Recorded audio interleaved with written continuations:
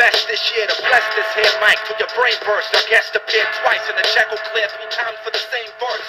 I was always a demon. Hello everybody, welcome back. This is Darko 2012 with Global Government News, Part 3 of PsyOps, the war on conservatives, Christians, militias, and of course anybody who is against the healthcare and voices their opinion about it. I wanted to just cut to one story real quick here, and this is from Reuters from March 25th, 2010. It says U.S. healthcare overhaul spurs more threats, debate. And it says Democrat gets threatening letter, a white powder, and Republican, that Eric Cantor that we just covered, Republican says bullet fired through window. And it was a bullet, yeah, it was fired in the air. So you had a Democrat and a Republican. So let's just remember this. Remember, it's Democrats and Republicans that passed this bill. You know, the person that was up in Massachusetts or whatever, that person that was reelected, it was a person who took office. I can't remember his name. It was Richardson or whatever it was. Matthews, Williams, whatever. Up in the New England area, as a Republican, and he basically stated that he's not against a healthcare overhaul. He's just against the current bill because of the abortion thing. So, because otherwise he'd lose voters, right? And what you see here now is the mainstream media. Like I said, it's the mainstream media via the government. Government carries out a lot of these false flag attacks and PsyOps. You know, this is a very good possibility that they allow it to happen, or certain agencies are behind it. And then you have the media, who is actually the corporations, the corporations and the banks run the government. So they sit here and then they just filter it out. So it's problem, reaction, solution, and they're in the reaction stage. And the reaction stage is to make this into a left-right Republican-Democrat thing. When they say, "Oh, it's Republicans," "Oh, it's Democrats," and all that happy stuff, right? Like I said, the healthcare bill is the center of this issue.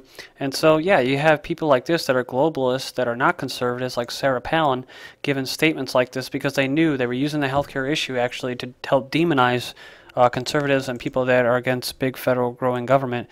And it says Democrats charge that heated Republican words have helped create a climate for threats and violence, pointing to a Twitter comment in 2008 by Vice Presidential nominee Sarah Palin, who urged supporters to, quote, "Don't retreat, instead reload." See, she knows what she's talking about, dude. She knows when she says that, what she's invoking here. And so the point of me showing you this article before cutting to the other one about domestic terrorists is to basically explain why false flag terrorism is carried out and why disinfo and PsyOps are carried out. I'm sure most of these listeners and viewers of these videos are aware of it, but those that aren't, if basically you want to have either your adversary, your enemy, or whatever, you want to confuse them, but you want to get the jump on them, right? So it's kind of like a preemptive war, preemptive defensive measure, where you allow yourself to be attacked, or you attack yourself directly, right? So you either have something like Christmas Day Bomber, where where the feds came out and said, "Oh, he's actually working for us. He's a informant," and then you have a botched bomb go off, which really doesn't hurt anybody. It was never intended to. And then you have things like this, like the Alphabet Soup Agency, the CIA, that has a, quote, double agent, which means that they were working for him. And basically allow them to have a sacrifice like 9/11, where they actually allow people to die in their own department and their own that, and that's kind of a little bit of a sacrifice so that they can extend the war in Afghanistan and legitimize the increased drone attacks of killing of innocent civilians and people over there that don't want them in their country. So they attack themselves in order to go on the attack even more and then to sway public opinion. So that was my point with this, is with the healthcare bill, they attack themselves with the white powder, which is a classic PsyOp intelligence agency type stuff, and then the pot shots in the windows where no one gets hurt. Those are all PsyOps to attack themselves, allow themselves to be attacked so they can play the victim, and then they can go on the offense against anyone who's against the healthcare bill. And so these videos might spring into a 4-parter, but, you know, hey, so what? This is an important issue. just bear with me. I hope you're enjoying the information I'm providing, and that point that I just made I thought was vital with the healthcare issue as far as playing the victim on that. But here we go. It says recent cases show challenge of U.S. terrorists, right? Because they're blonde hair and blue eyes now. And that's how it was supposed to be the entire time with the phony false flag of terrorism attack of Oklahoma City. It says the growing front in the war on terrorism may be no further than Main Street. The terror cases that have emerged in the past week have one common characteristic. The suspects are all Americans. One is a woman who looked after the elderly in a suburban Pennsylvania. Another is a security guard from New Jersey. Altogether, more than a dozen Americans have been captured or pursued for allegedly supporting jihad or holy war over the past 2 years. The cases demonstrate with increasing clarity what authorities have long known. The terrorist threat does not just come from the skies far away, from brown people, right? From, that. It says, but from hometown USA. See, so that's what I was saying. They're turning the guns. They're pointing to, like the Creedence song, when they say sing hail to the chief, they point the cannons at you. And the cannons are pointed at anybody in the United States that doesn't want the federal government encroaching on our liberties more than they have. So, some were inspired by the U.S. involvement in Iraq and Afghanistan wars.